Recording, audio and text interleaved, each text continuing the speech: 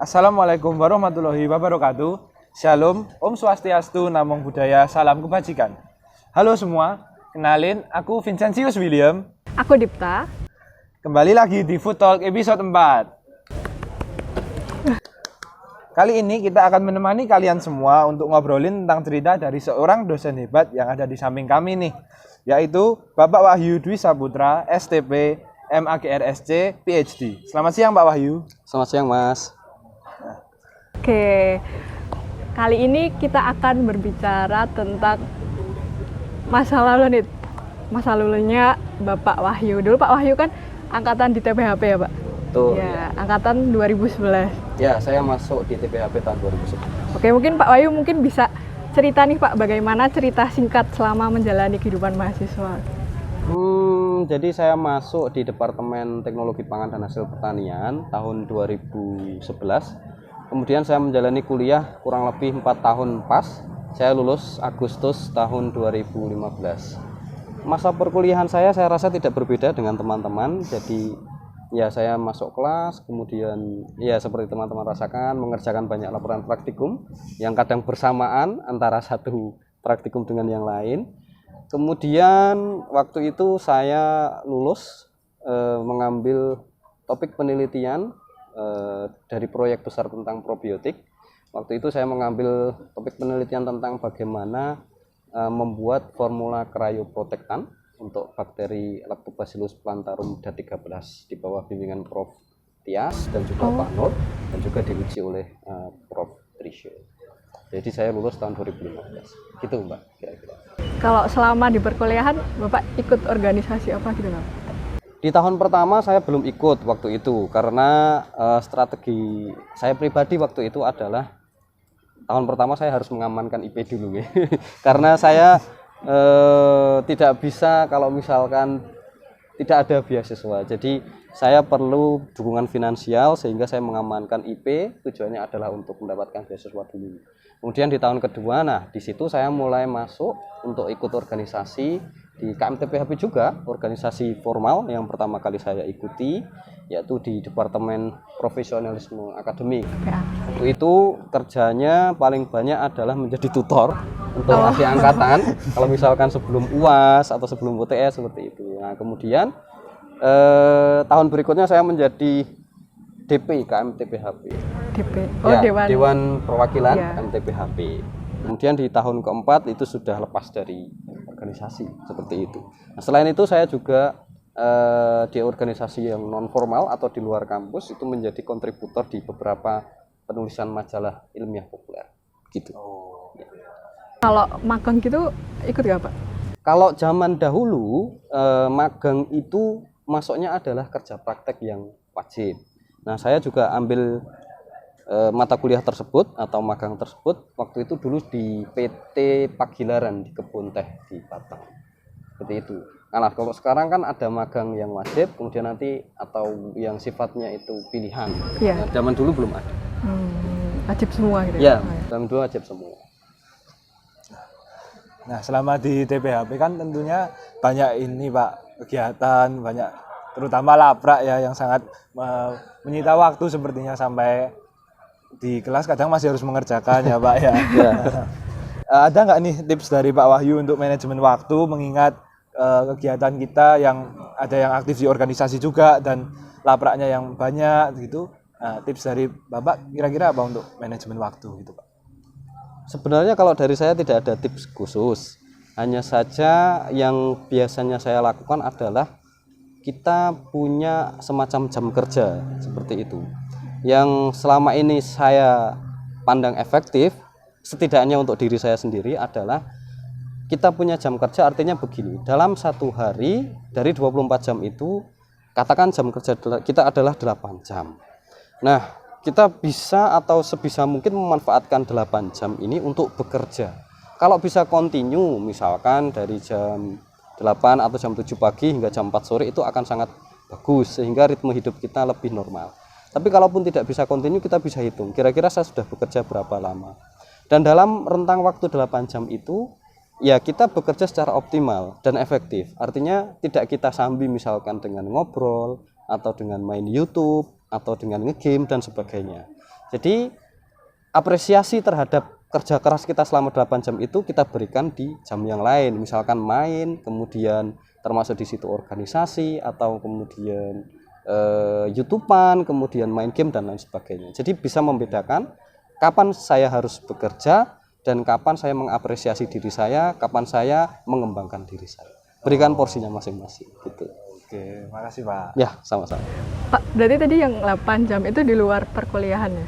8 jam itu sebenarnya bukan patokan yang istilahnya harus 8 jam, tetapi kita bisa mengukur diri kita sendiri. Kalau buat saya 8 jam itu mestinya termasuk di perkuliahan juga, karena di situ kan kita bekerja menggunakan otak kita seperti itu. Tapi perlu diingat bahwa perkuliahan itu kan menggunakan sistem SKS. Jadi 1 jam di kelas, kemudian 50 menit belajar sendiri, 50 menit penugasan. Ya itu dihitung saja di sana. Oke, baik Pak. Oke, mungkin Bapak ini mulai berkeinginan menjadi dosen tuh waktu menjadi mahasiswa atau baru lulus baru kepikiran jadi dosen gitu Pak? Sudah dari sejak mahasiswa. Nah, saya juga pernah cerita ini kepada teman-teman tahun 2021 berarti ya angkatan.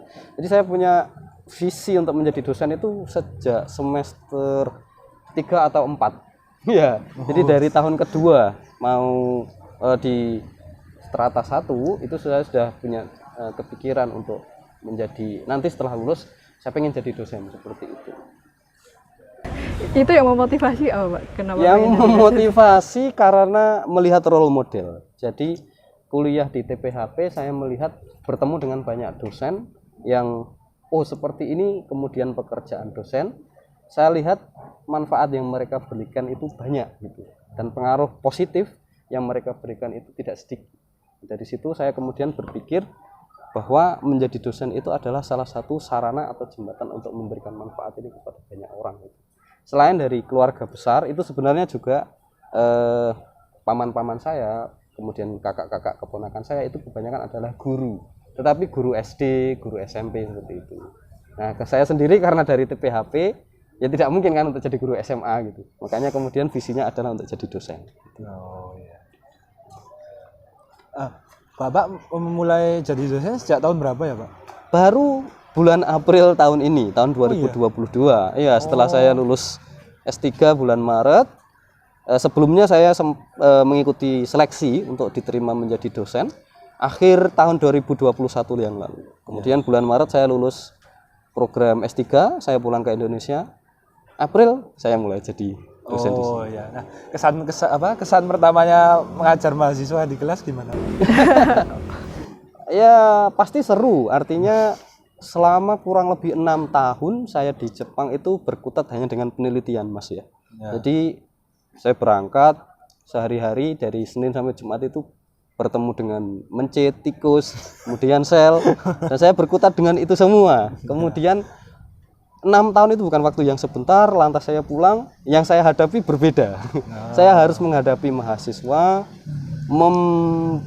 memaksa diri saya supaya mereka memahami apa yang saya jelaskan. Kemudian saya juga harus membuat program untuk penelitian termasuk pengabdian. Jadi yang pertama tentu seru dan ya kaget, plus harus bisa lebih cepat untuk beradaptasi. Oh iya, berarti tantangannya apa nih Pak kalau pas ketika awal-awal jadi dosen gitu kan, menghadapi mahasiswa yang baru pertama kali, tantangannya apa ya Pak? Tantangannya sebenarnya lebih ke diri sendiri. Jadi tantangannya adalah karena ini sebuah hal yang baru, terutama ketika kita mengajar misalkan mata kuliah yang di sana ditawarkan baru sekarang dan dulu belum. Oh iya. Saya contohkan misalkan di zaman saya dulu itu teknologi rempah dan bumbu itu belum ada. Nah, sekarang sudah ada. Kemudian perubahan kurikulum, artinya poin-poin yang perlu disampaikan karena ini untuk keperluan pengembangan akademik juga, sehingga kita harus beradaptasi supaya yang kita sampaikan itu sudah update dan tidak ketinggalan. Di antaranya itu tantangannya. Ya. Dan tentunya tantangannya adalah itu tadi, bagaimana supaya apa yang kita sampaikan itu berdampak terhadap mahasiswa. Iya ya. Bapak berarti pertama kali ngajar ini online ya? Saya tahun ini di semester sebelumnya di bulan April itu online, ya, mengajar biokimia secara online. Kamu ya berarti bingung. Oh iya berarti angkatan 21 ya Pak? Ya, saya ngajar yang transport elektron dan yang satunya bioenergetika itu. Oh iya berarti angkatan saya yang pertama kali Betul. belajar Pak Wahyu. Ya. Walah. Saya mengajar pertama kali angkatan 2021. Kalau dari kayak misal kelakuan mahasiswa gitu ada yang berkesan nggak Pak, kayak nggak tugasnya nggak ngumpul atau gimana gitu? Sejauh ini kalau dari segi pengumpulan tugas itu fine-fine saja menurut saya. Jadi teman-teman itu mengumpulkan tugas bagus, artinya tugas yang dikumpulkan tepat waktu dan kontennya juga bagus. Nah, yang berkesan dulu itu ketika kita masih online, ketika UAS itu. Kok jawabannya seperti terkelompok gitu. Artinya begini, beberapa mahasiswa mempunyai jawaban yang mirip, beberapa yang lain juga mempunyai mirip. Nah, saya berpikir mungkin ini tinggalnya dekatan gitu.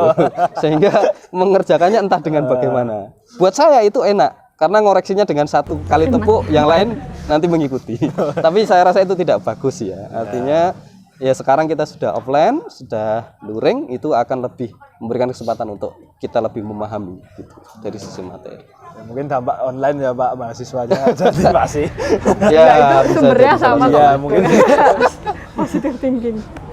Oke, berarti aku juga diajarin Bapak rembu, terus metopen, pangfus juga. Nah, mungkin selain mata pelajaran itu, mungkin Bapak bisa ceritakan juga overview singkat tentang mata kuliah lain gitu Pak. Iya. Jadi saya di Departemen Teknologi Pangan bergabung di Lab Pangan dan Gizi. Kemudian tentu yang saya ajar adalah mata kuliah yang berkaitan dengan keilmuan di Laboratorium Pangan dan Gizi. Ya, yang saya ajar diantaranya yang tadi sudah Mbak Dikta sebutkan itu, kemudian pangan fungsional, teknologi rempah bumbu, kemudian metopen. Nah, dulu saya ajar biokimia, kemudian sekarang saya mengajar juga formulasi dan fortifikasi, itu membahas bagaimana kita membuat program untuk kecukupan mikronutrien supaya masyarakat itu tidak kekurangan terutama 3 mikronutrien penting, yakni zat besi, iodin, dan vitamin A. Karena kekurangan mikronutrien ini akibatnya fatal untuk kesehatan. Jadi kita membahas di situ bagaimana program fortifikasi menambahkan 3 mikronutrien ini dan yang lain ke dalam bahan pangan yang biasa dikonsumsi oleh masyarakat. Kemudian saya juga mengajar kuliah ilmu gizi, yakni yang membahas tentang apa saja komponen dari zat gizi, termasuk kemudian efeknya terhadap tubuh, kalau kelebihan bagaimana, kalau kekurangan bagaimana, sumber-sumbernya apa saja, dan juga evaluasi gizi yang di sini membahas kalau makanan itu diolah nanti perubahan terhadap zat gizi tersebut apa dan bagaimana dampaknya terhadap tubuh. Seperti itu. Menarik ya Pak. Tapi Bapak tadi nyebut gak pernah rembu, terus di kelas juga saya pernah nyebut gak pernah ngajar rembu. Itu kenapa bisa jadi dosen di rempah dan bumbu gitu Pak? Iya, prinsipnya kalau untuk pengajaran mata kuliah ini kan kita distribusi secara merata loh untuk semua dosen seperti itu. Jadi meskipun kita dahulu belum sempat mendapatkan kuliah ini, kita harus mengejar ketertinggalan, yakni dengan belajar, kemudian dengan mengikuti workshop, seminar yang berkaitan dengan mata kuliah tersebut untuk nantinya kita tularkan terhadap mahasiswa. Gitu. Nah, tadi Bapak kan mengajar evaluasi gizi ya, Pak? Ya. Ya, itu kan ada praktikum. Nah, itu pas untuk mempersiapkan praktikum yang offline yang sebelumnya kan online dan mulai transisi ke offline, itu persiapannya gimana, Pak? Sebenarnya persiapannya hanya acara tersebut kita realitakan, kita nyatakan. Artinya untuk acara praktikumnya dari 1 tahun ke tahun itu sebenarnya tidak banyak mengalami perubahan. Yang berubah itu biasanya adalah bahan produk pangan apa yang nanti akan kita evaluasi. Nah, dari situ sebenarnya tidak terlalu sulit. Yang sulit adalah ketika kita harus mempersiapkan bahan-bahan ini dan kemudian kadang inden atau pengadaannya itu perlu waktu yang lama seperti itu. Misalkan di praktikum evaluasi gizi itu kan kita harus buat pakan dari tikus. Nah, sebagian komponen dari pakan itu ternyata tidak bisa segera diadakan. Jadi kita harus dari jauh hari pesan. Termasuk tikusnya itu sendiri mungkin sebenarnya yang optimal itu kita butuh misalkan umur sekian, 8 minggu, 9 minggu, tapi kadang tidak ada. Sehingga yang ada misalkan umur 5 atau 6 minggu terpaksa kita pakai. Seperti itu. Jadi yang agak sulit atau menjadi tantangan di sini adalah untuk pengadaan kebutuhan dari reagen atau kebutuhan apa saja yang nanti dipakai untuk praktikum itu. Tapi kalau dari segi acaranya sebenarnya dari tahun ke tahun tidak terlalu berubah. Ya. Kalau dari segi asisten praktikum itu penyeleksiannya ya gimana ya Pak? Yang pertama tentu kita berikan kesempatan berupa open recruitment. Nah kemudian dari sana nanti tim dosen akan menyeleksi dan mendistribusikan secara menata kira-kira ini yang masuk ke asisten praktikum ini dan kemudian yang mana yang masuk ke praktikum yang lain. Nah dari sana nanti kalau sudah diterima kita berikan kesempatan untuk mencoba setiap acaranya atau orientasi. Jadi tidak kemudian di hari hanya langsung menunjukkan ini tidak, tapi kita bimbing juga asisten tersebut untuk melakukan acaranya atau untuk melakukan praktikumnya itu terlebih dahulu. Ya. Berarti mereka nggak milih acaranya gitu ya Pak?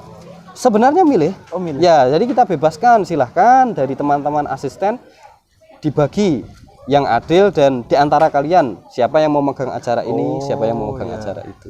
Gitu. Ya. Tapi prinsipnya adalah keadilan. Seperti misalkan di evaluasi gizi ada praktikum mengharuskan dengan tikus. Nah, kita minta supaya ada paling tidak mahasiswa atau laki-laki yang bisa ambil acara tersebut. Disesuaikan perlakuan yang ada di acaranya tersebut ya Pak. Betul. Ya. Nah, kalau dari Bapak sendiri dari sudut pandang dosen Pak, kriteria dosen yang biasanya disukai mahasiswa itu menurut Bapak yang bagaimana ya Pak? Oke. Ini saya mengambil sudut pandang sebagai mahasiswa ya, kalau sebagai dosen artinya nanti kurang objektif. Saya juga pernah mengalami mahasiswa sebagai mahasiswa. Jadi saya pribadi itu suka kalau mendapati dosen yang dalam tanda kutip memprioritaskan. Pertama, kalau misalkan kuliah memprioritaskan supaya mahasiswanya itu bisa paham. Jadi dia membuat materi tidak hanya menarik tapi memahamkan bagi mahasiswa. Materi yang dibuat, cara penyampaiannya itu kira-kira bagaimana supaya mahasiswa itu bisa nyantol atau paham. Kemudian memprioritaskan di bidang yang lain dari selain segi pendidikan, misalkan karena kita ada aktivitas misalkan penelitian, magang, pengabdian, itu adalah ketika mereka itu butuh untuk konsultasi, kemudian ketemu, kita sediakan waktu. Dan kemudian ketika mahasiswa itu menghubungi, sebagaimana mungkin kita segera merespon mahasiswa. Jadi tidak menggantung mereka. Jadi saya pribadi suka ketika saya menghubungi seseorang dalam tanda kutip formal atau penting, kemudian segera untuk direspon. Maka itu kemudian yang saya coba lakukan juga kalau ada mahasiswa menghubungi saya, sebagaimana mungkin atau bagaimana caranya supaya segera bisa saya respon. Kalaupun misalkan saya tidak bisa untuk menemui di hari tersebut, maka saya berikan keterangan bahwa hari ini tidak bisa, saya ada waktu di hari yang lain di jam begini. Sehingga ada kepastian informasi terhadap mahasiswa. Jadi kita sama-sama memanusiakan manusia. Gitu. Pak. Oke, mungkin kan Bapak tadi udah bercita-cita dari dosen itu dari sejak usia muda. Nah, suka duka yang Bapak alami nih menjadi dosen muda apa jadi muda? Iya ya, sukanya seperti yang saya sebutkan tadi, artinya kita dipaksa dan memaksa diri untuk belajar lagi. Dari situ secara mengikuti kita akan dapat ilmu yang baru. Kemudian kalau dukanya itu adalah ketika kita merasa tidak bisa misalkan membimbing atau memahamkan mahasiswa. Jadi kita sudah memberikan kuliah semaksimal mungkin, tapi kelihatannya yang kita sampaikan itu tidak terpahami dengan baik. Nah itu ada rasa duka juga. Kalau secara pribadi saya ada seperti itu. Kemudian ya ketika kita tidak bisa menghandle kelas, artinya mungkin sebagian mahasiswa di kelas itu ribet atau kemudian mengerjakan atau membuat forum sendiri seperti itu, sehingga kita merasa wah kita ini tidak capable untuk menghandle kelas. Di antara contohnya seperti itu. Iya. Kalau di TPHB sendiri kan Bapak termasuk dosen muda ya, dosen baru gitu. Ya. Nah, relasinya dengan dosen-dosen yang lebih senior itu bagaimana, Pak? Baik. Jadi artinya di sini kita sebagai dosen muda dilibatkan dalam banyak program kerja, dalam banyak program kegiatan.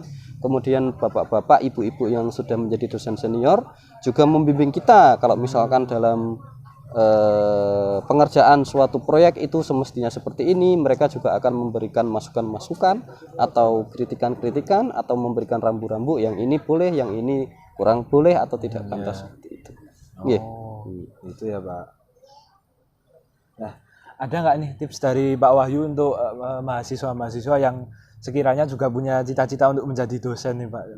Ya, untuk mahasiswa yang mungkin barangkali berminat untuk menjadi akademisi, tidak hanya dosen, itu jadi untuk menjadi setelah lulus itu perancangan karir itu paling tidak secara general kita bisa jadikan jadi 2, profesional atau jadi akademisi dan wirausaha, 3 berarti ya. Kalau misalkan kita mau ke arah akademisi, baik itu nanti jadi dosen atau menjadi peneliti, misalkan di BRIN atau di lembaga penelitian tertentu, kita harus sudah punya informasi atau punya pemahaman bahwa untuk level tersebut kita tidak bisa selesai di S1. Kita harus lanjut studi S2 bahkan S3. Maka dari situ semestinya kita sudah mempersiapkan diri apa yang diperlukan untuk melanjutkan studi itu. Syarat minimalnya itu apa? IP, kemudian kemampuan bahasa Inggris, kemudian relasi dengan misalkan peneliti atau dosen dari luar negeri, sehingga kita akan lebih banyak mengambil porsi kegiatan misalkan dengan ikut seminar, konferensi, mengasah skill bahasa Inggris atau kemampuan bahasa asing kita, kemudian ikut misalkan exchange atau program pertukaran pelajar. Tetapi yang saya harus berikan garis bawah di sini, kalau misalkan mau jadi dosen tetapi kemudian munculnya itu setelah kerja dari industri, itu jauh lebih baik juga. Oh, kenapa, Pak? Karena kalau misalkan Anda punya kemampuan dari industri, Anda akan lebih bisa merelatekan juga ilmu-ilmu di perkuliahan itu dengan kejadian misalkan di industri. Sehingga apa yang Anda sampaikan itu tidak sebatas dari textbook atau dari teori atau dari jurnal. Jadi sangat bagus ketika seseorang misalkan juga punya pengalaman bekerja di ranah industri. Jadi misalkan saya pengen jadi dosen tapi saya pengen kerja dulu di industri, nggak ada masalah, bagus juga ya. Seperti Budian ya, Pak? Ya, banyak dari beberapa dosen kita yang sempat untuk bekerja dulu ya. Tapi kalau jadi dosen di UGM tuh S2, S3-nya harus di luar negeri nggak sih, Pak? Ya, normalnya seperti itu ya. Jadi karena diperlukan untuk wawasan global, kemudian juga untuk nanti kerjasama dengan institusi internasional ya. Bapak S2, S3 ya juga beasiswa? Ya, saya mendapat beasiswa dari Monbuka Gagusho, itu dari Kementerian Pendidikan Tingginya Jepang ya. Kalau misalkan pernah dengar itu beasiswa MEXT atau beasiswa Max. Itu dapat infonya dari mana, Pak? Kayak gitu. Info ini sebenarnya beasiswa Max itu terbuka. Jadi kalau teman-teman cek di Kedutaan Besar Jepang Indonesia, websitenya itu pasti ada informasi di sana. Nah, untuk beasiswa ini ada 2 jalur, yakni yang direkomendasikan kedutaan, yang tadi saya sebutkan infonya didapatkan dari Kedubes Jepang. Kemudian yang satu adalah yang direkomendasikan universitas. Nah, yang direkomendasikan universitas ini info detailnya itu adalah pada calon profesor kita yang ada di Jepang. Saya sendiri mengambil program yang direkomendasikan universitas ini. Ya. Nah, itu teman-teman mungkin yang mau jadi dosen ya bisa dicatat omongan Bapak Wahyu. Oke. Terus mungkin nih dari Bapak ada kata-kata mutiara yang selalu ditekankan nggak dalam menjalani kehidupan? Kata-kata mutiara, jadi ya yang menjadi pegangan saya adalah bagaimana sebaik-baik orang itu adalah yang bermanfaat bagi orang lain. Gitu. Ya, betul. Keren banget teman-teman. Oke, karena sepertinya sudah di penghujung acara ya Willy. Oke. Jadi itu cerita perjalanan dari Bapak Wahyu, mulai dari menjadi mahasiswa hingga sekarang sukses menjadi dosen di Universitas Gadjah Mada. Bener banget. Kita bisa mengambil banyak pelajaran dari apa yang beliau sampaikan hari ini dan pastinya apa yang kalian perlukan untuk mencapai cita-cita kalian. Oke, benar banget. Pastikan kalian sudah menekan ya tombol subscribe, like, dan komen, dan bagikan podcast ini ke teman-teman kalian ya. Aku William. Aku Dipta. Kami pamit undur diri. Terima kasih teman-teman yang sudah menonton podcast ini. Semoga bermanfaat dan menginspirasi kita semua. Sampai ketemu.